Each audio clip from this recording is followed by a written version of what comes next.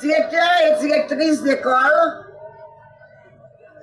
chers élèves, distingués invités, mesdames, mesdemoiselles et messieurs,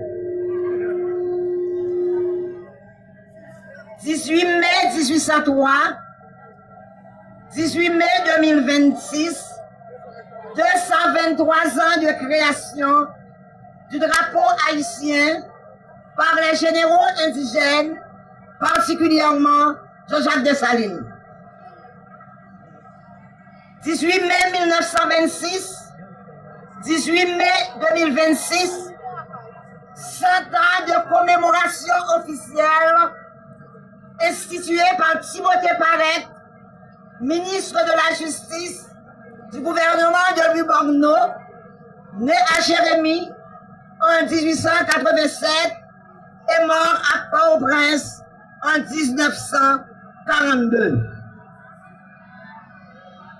Célébré grandiosement et de manière officielle chaque année, la création de notre bicolore ravive le lien indissoluble, la relation émotionnelle qui unit le peuple haïtien à son histoire.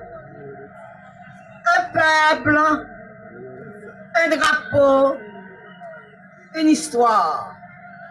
L'événement que nous fêtons aujourd'hui, historiquement appelé Congrès de l'Orcaillais, organisé les 16, 17 et 18 mai 1803, marquait un tournant décisif dans la destinée du peuple de Saint-Domingue.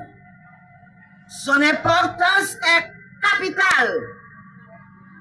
C'est un moment charnière de la révolution haïtienne où l'alliance entre les différents chefs a été scellée en vue de préparer le terrain pour la victoire finale, l'apothéose du 18 novembre 1803, connue sous le nom de la bataille de Vertières.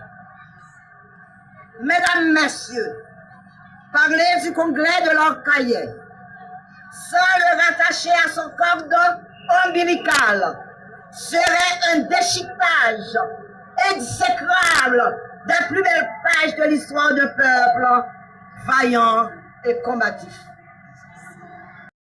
Cet exposé incroyable, coupé de sa racine principale et de ses pivotantes à une violente tempête, fait de citations. Aujourd'hui, de notre patriotisme. Entendez, pour nous capables comprendre, ça qui fait nous devons aimer et fiers de drapeau noir. Dans l'affaire Saint-Domingue, la situation était malouque en pile. Cérémonie pour accueillement, rive mettre ensemble en pile groupe qui pas de même vision, qui te pas intérêt personnel par yo, plus valet. Jouer la pas facile, non? C'est ça que fait. Un pile nèg savant dit, yo pas comprendre, yo pas qu'à expliquer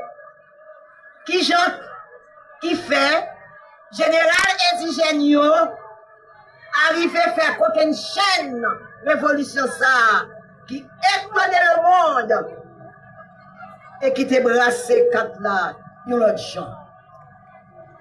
Cérémonie Bois-Caïman t'es arrivé créer entente qui donc une prise de conscience dans mi temps un pile groupe esclave qui te gen propre rivalité yo depuis côté yo te sorti. C'est ça qui fait nous qu'à comprendre proverbe qui dit depuis la Guinée nègre à nègre. Bois-Caïman te porté l'unité pour yo. Il te fait prendre conscience qui brassait l'horloge tout le monde. Il t'est arrivé à comprendre que blanc pas jamais n'a intérêt yo. La diviser yo pour le cas kembe yo en bas esclavage. Cérémonie ça a été arrivé mettre chita nous voir anciens Libyo, faire connaître que ont même intérêt. Ils souder ensemble, ils arrivent à classer chaîne division qui t'a empêché unité faite pour l'armée indigène, t'es qu'à faire gros délivrance là. Cérémonie Wakaïma a couché soulèvement. Tout esclave yo, 21-22 août 1791. Chef l'enfer yo, tout les bouquins. Mais, conditionnement moral là, t'es plus fort. Et il était entré dans 20 esclaves yo, et yo pas de camper. Et t'as cherché liberté. Après la décapitation de Boukman, d'autres révoltes eurent lieu à ces domaines.